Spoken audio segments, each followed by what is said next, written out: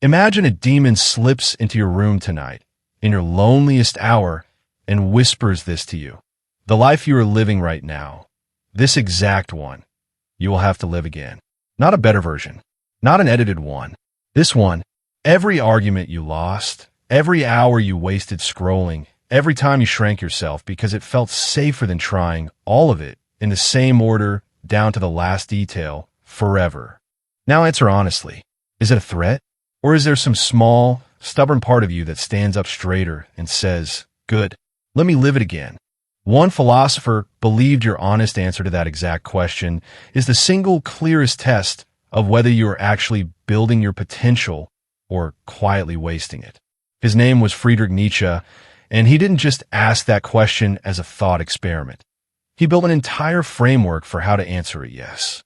By the end of this video, you'll understand that framework in full and exactly why most people, without realizing it, spend their whole lives answering no.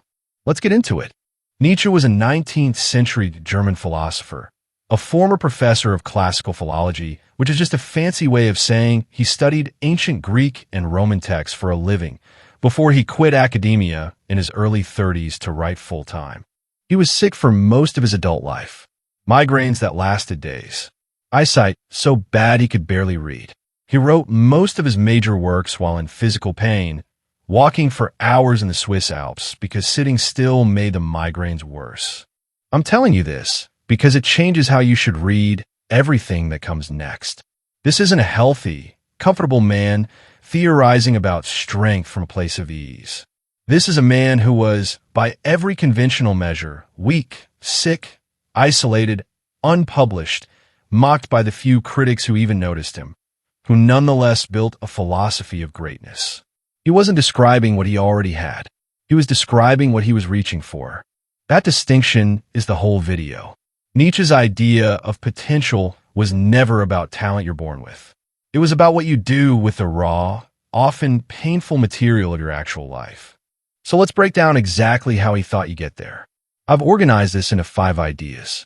Stick with me through all 5. The last one ties everything together, and it's the one most people get completely wrong. The first idea is a phrase Nietzsche returned to again and again, amor fati, Latin for love of fate. Here's how he put it in his own words. He wanted to reach a point where he wished for nothing to be different, not forward, not backward, not for all eternity. Not just to endure what happens to you, he said, and definitely not to hide it behind some polite lie, but to love it. Read that again, because it's more radical than it sounds. Nietzsche isn't saying stay positive or everything happens for a reason. That's self-help wallpaper. What he's saying is much harder. Your failures, your embarrassments, the years you wasted, the people who hurt you, the body you were born into, the family you didn't choose. All of it is the actual raw material of whoever you're going to become. Not a detour from your potential, not an obstacle to it.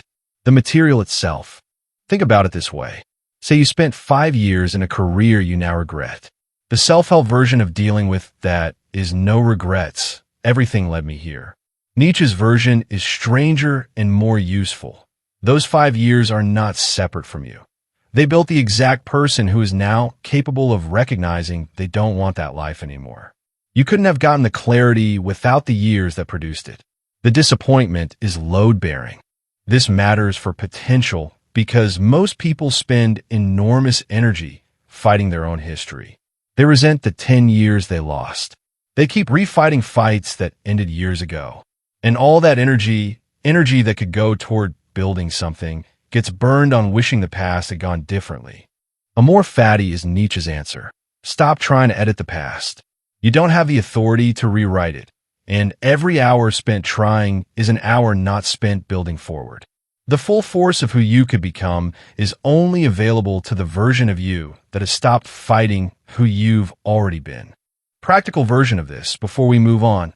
Next time you catch yourself thinking, if only that hadn't happened, stop. Ask instead, what did that make possible? Not to excuse what happened, just to stop bleeding energy into a fight you can't win. Second idea, and this is the one people misunderstand the most, the will to power. The moment you say power, most people picture dictators, domination, stepping on other people to get ahead. That is almost the opposite of what Nietzsche meant. And it's worth clearing up properly, because this concept is actually the engine room of his whole philosophy of potential. For Nietzsche, power wasn't primarily about power over other people. It was about power over your own resistances, the capacity to take a raw impulse or a difficult situation and organize it, master it, shape it into something with form and direction. A composer doesn't dominate other people when they write a symphony. They dominate noise. They take chaos, random sound, and impose order on it until it becomes something that didn't exist before. That is what Nietzsche means by will to power. Every living thing, he argued, isn't just trying to survive. Survival is the boring, minimum version of life. Every living thing is trying to grow, to expand, to extend its own capability further than it currently reaches. A tree doesn't just want to not die. It wants to grow toward the light, even when there's already enough light to survive on. Nietzsche thought human beings work the same way. We are not satisfied by mere survival. We are built to keep pressing against the edge of what we can currently do. Here's why this matters for you, specifically today. If will to power is real, then comfort is not actually the goal you're wired for. Growth is. And that reframes something people get wrong constantly. The belief that discovering your potential should feel good the whole way. It doesn't. It's not supposed to. Nietzsche has a brutal line for this. He said that what does not kill him makes him stronger. People quote that phrase as a motivational poster, but read it in context, and it's not about optimism. It's a statement about mechanism. Difficulty is not the obstacle standing between you and your potential. Difficulty is the mechanism that builds it. There is no other mechanism. You cannot skip it and arrive at strength by a gentler road.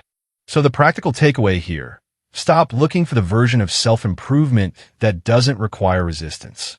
It doesn't exist. If a goal isn't currently pushing back against you, if it isn't a little too heavy for you right now, it's probably not actually expanding your capability. It's maintenance. Real growth, in Nietzsche's picture, always feels slightly too big for your current hands. That feeling isn't a sign you're doing it wrong. It's the will to power doing exactly what it does. Third idea, and this one sounds like a riddle the first time you hear it. Become who you are. How do you become something you already are? Doesn't that not make sense? Here's Nietzsche's logic. He believed most people never actually become themselves. Instead, they become a copy of their parents' expectations, a copy of their culture's approved life path, a copy of whatever their social circle rewards. He had a name for this.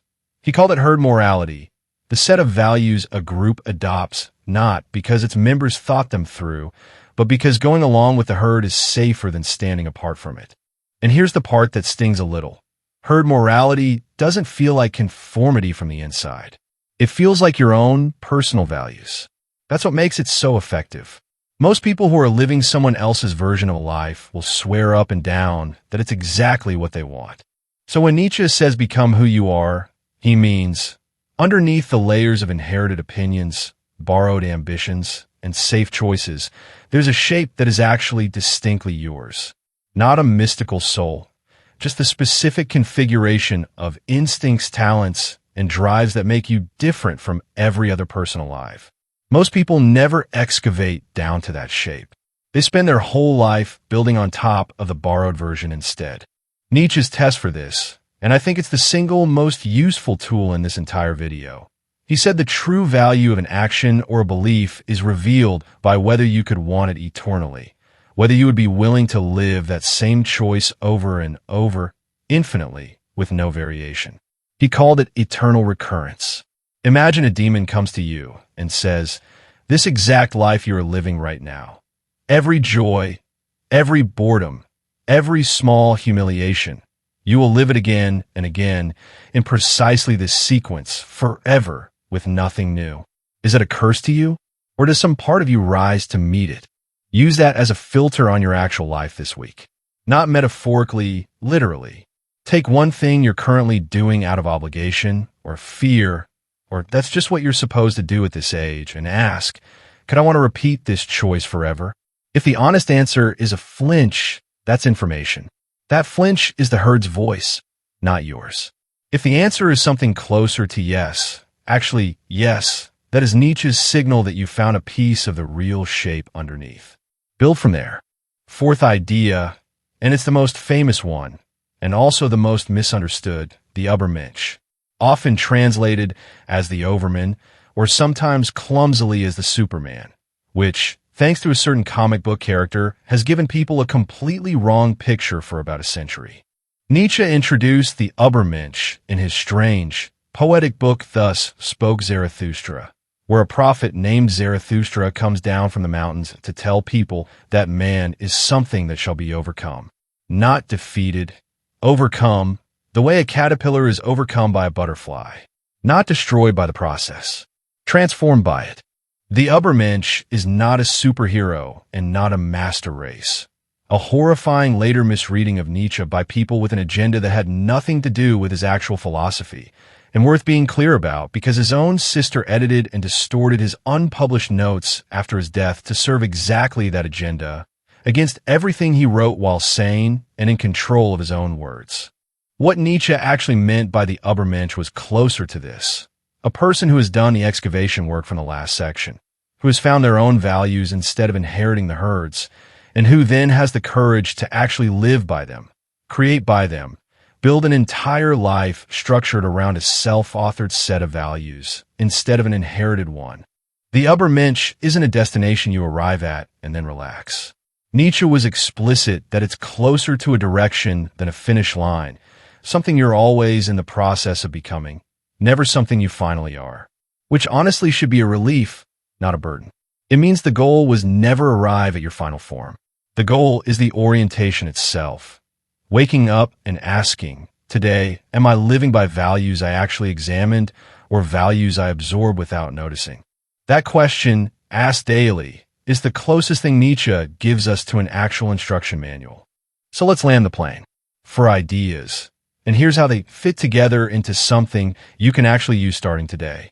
Amor Fati tells you to stop fighting your own history, to treat your failures as material instead of evidence against you. The will to power tells you that comfort was never the goal, that resistance is the actual mechanism your growth runs on, not a sign that you're on the wrong path. Become who you are tells you to dig underneath the inherited, herd-approved version of your life and find the specific shape that's actually yours, using the eternal recurrence test as your filter. And the Übermensch tells you that this isn't a one-time discovery.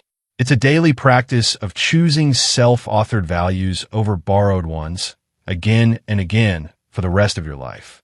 Here's the part we'll want to leave you with. Nietzsche wrote all of this from a body that was falling apart, from a career that had collapsed, largely unread in his own lifetime.